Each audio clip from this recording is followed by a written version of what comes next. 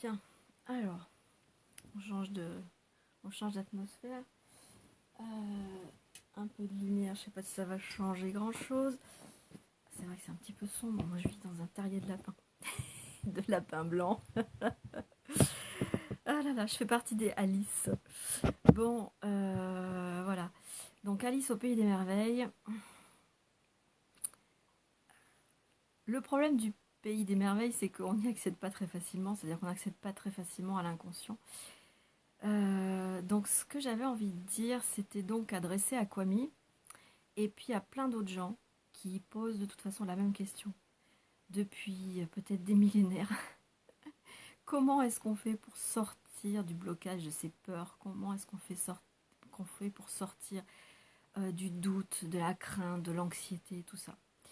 Donc cet audio s'appellera le maléfice du doute. Parce que j'aime beaucoup un audio de Bernard de Montréal qui s'appelle L'esprit dans le couple ou le couple. Ça s'appelle le couple. Alors c'est super intéressant parce que le couple, c'est pas seulement le couple amoureux, c'est aussi le couple relationnel.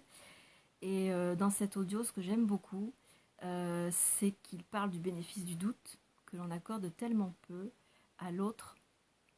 Et on va peut-être un peu parler de ça, mais on va surtout parler de psycho-énergétique, donc de psycho-atomique bien sûr. Donc ce maléfice du doute, c'est quoi? Sans rentrer dans des détails très très complexes, on va déjà commencer par examiner quelque chose de très simple, c'est-à-dire une chose dont parlait beaucoup Jiddu Krishnamurti et qui me fascinait tout en m'énervant beaucoup. Parce que Jiddu Krishnamurti, il y était quoi. Et il disait, mais enfin pourquoi vous y êtes pas quoi, je comprends pas. Et donc Kwame il me dit, il dit j'aimerais bien être dans ce que tu dis, dans ce que tu décris et tout, quand est-ce que ça va m'arriver? Moi je me suis posé la question longtemps aussi. Alors évidemment il y a un timing, mais ce timing de toute façon il est de toute éternité. Et je dirais même de toute éternité, TH, c'est-à-dire que il est dans l'instant présent.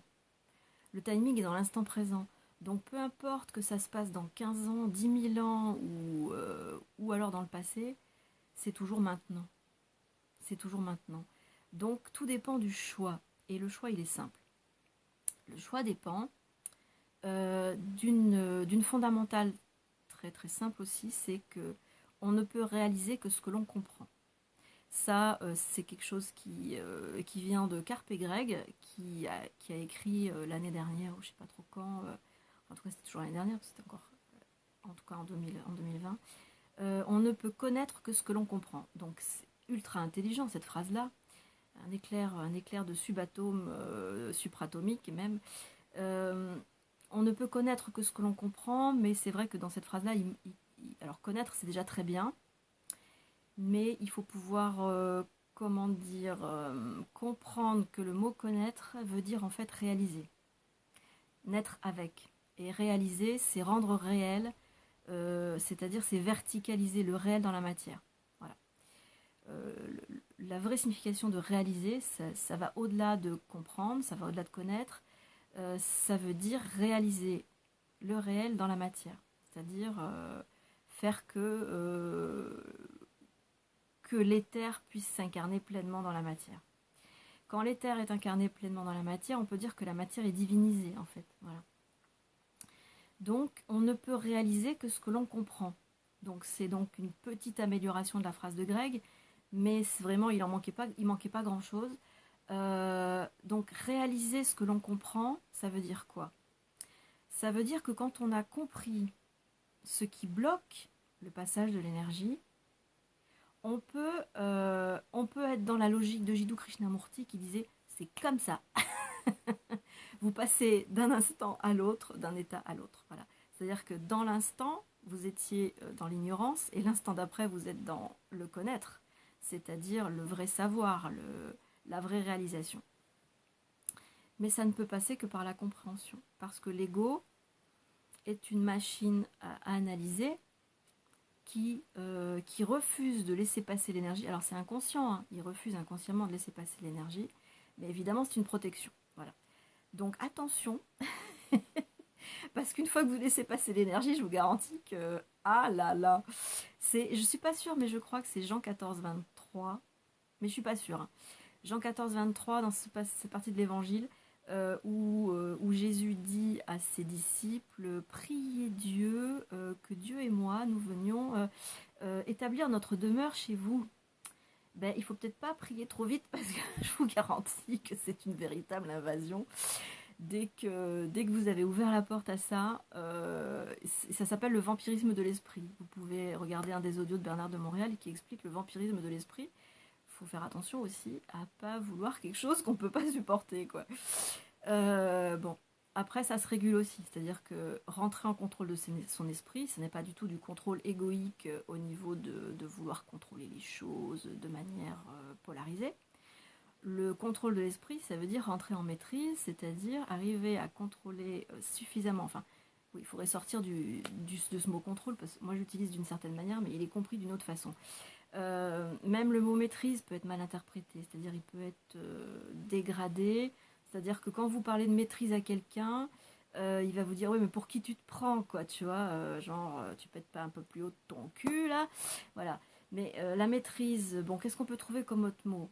Alors, faut pas dire contrôle, faut pas dire maîtrise, qu'est-ce qu'on pourrait dire? Régulation. Ouais. Ça va la régulation, ça vous va? C'est pas trop violent. Bon, alors on va dire on va réguler ses émotions à tel point que on ne sera plus la victime de ses émotions, au pluriel. Parce que être la victime de l'émotion, on n'est plus la victime de l'émotion. À partir du moment où l'émotion est unique, elle pose plus de problème parce que c'est la joie. L'émotion, la seule émotion unique qui existe, et l'émotion qui est à la base de toute émotion au pluriel, c'est la joie. Donc quand vous êtes en joie, vous n'êtes plus tellement vampirisé par la joie, quoi. Enfin, ça peut pas vous poser trop de problèmes, quoi. je vous garantis. Par contre, on a des problèmes avec toutes les diffractions de la joie, c'est-à-dire tout ce qui est soit négatif, soit positif. Donc dans la polarisation de la joie, on a toutes les émotions humaines, au pluriel, qui nous pourrissent la vie et qui nous bloquent. Ce sont des peurs, enfin en général les émotions sont générées par des peurs. Donc le fait de pouvoir comprendre les mécanismes énergétiques du système extérieur universel et du système intérieur universel, cosmique donc, c'est tout ce qui est cosmique en fait n'est pas tellement extérieur, c'est-à-dire en regardant vers les étoiles. Bon, ce mot est souvent utilisé en parlant du système extérieur, c'est-à-dire universel. Donc on inclut les étoiles dans le monde cosmique, mais en fait le monde cosmique il est intérieur. Parce que le monde cosmique c'est l'origine des choses, et l'origine des choses c'est l'intérieur des choses. Voilà. Les choses viennent de leur intérieur. Elles se sont expansées via l'intérieur, enfin depuis l'intérieur, via un intermédiaire qui s'appelle le subatome, et ensuite c'est devenu de la matière, et aussi tout l'univers que l'on connaît à l'extérieur, ça fait partie de la matière, c'est l'extérieur, quoi, voilà. Donc, comment est-ce qu'on peut revenir à nos moutons? Réaliser, on ne peut réaliser que ce que l'on comprend, et à ce moment-là, quand on réalise, enfin, quand on a compris comment toute la mécanique universelle fonctionne, qu'elle soit extérieure comme intérieure, puisque ce qui est en haut est comme ce qui est en bas, eh bien, à ce moment-là, quand c'est vraiment compris, quand vous l'avez vraiment compris et intégré, et encore intégré, c'est pas forcément super important, mais enfin ça vient avec le temps d'intégrer. L'intégration se fait avec l'épuration des doutes, avec l'épuration des illusions, donc des peurs. Donc ça peut venir après la compréhension. C'est-à-dire qu'on peut très bien comprendre intellectuellement une chose et puis en arriver à bout comme ça d'un instant à l'autre. C'est-à-dire passer de l'arbre de la connaissance à l'arbre de vie instantanément. Voilà, c'est tout à fait possible. Ça s'appelle la grâce. Voilà. La grâce, ça peut vous tomber dessus, vous ne comprenez pas pourquoi, vous comprenez, vous avez un éclair et puis pas, vous avez compris et vous êtes sorti de la roue infernale et de la boucle temporelle de l'arbre de la connaissance du bien et du mal. Donc vous sortez et vous rentrez dans un pays où le bien et le mal n'existent pas. Celui dont parlait Rumi et il nous invitait à le rejoindre.